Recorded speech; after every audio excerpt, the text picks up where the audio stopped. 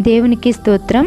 ఆకాను దేవుడు ఐగుప్తులో దేనిని ఆశించవద్దని మరి చెప్పిన ఆకాను ఐగుప్తులో షీనారు వస్త్రాలు తీసుకుని వాటిని దాచిపెట్టి దేవునికి విరోధంగా పాపము చేశాడు. ఆకాను చేసిన దానిని ఎవరు చూడలేదు అనుకున్నాడు, కానీ దేవుడు సమస్తమును చూచున్న దేవుడు కాబట్టి ఆకాను దాన్ని చేసిన దాన్ని బట్టి ఆకాను పిల్లలు తన కుటుంబం వారందరూ ఆ యొక్క శాపాన్ని పొందుకున్నారు. అదేవిధంగా గెహాజీ మరి ఎలీషా గారు చెప్పిన దైవజనుడు చెప్పిన మాట వెనుక వెళ్ళి నయమాను దగ్గర వెండి బంగారు వస్త్రాలను ఆశించి మరి వాటిని మరి ఎలీషా గారికి తెలియకుండా దాచిపెట్టాడు. అప్పుడు ఎలీషా, నా మనసు నీతో కూడా రాలేదా అని మరి చేయవద్దన్న పని చేసి మరి దేవుని ఆజ్ఞను మీరావు కాబట్టి ఆ యొక్క కుష్ఠవ్యాధి నీకు నీ కుటుంబం వారికి నిలిచి ఉంటుందని మరి ఆ యొక్క శాపాన్ని పొందుకున్నాడు. అదేవిధంగా దేవుడిచ్చే ఆజ్ఞలను మనం విధేయులై లోబడి జీవించి దేవుని యొక్క ఆశీర్వాదాలు పొందుకున్నాం.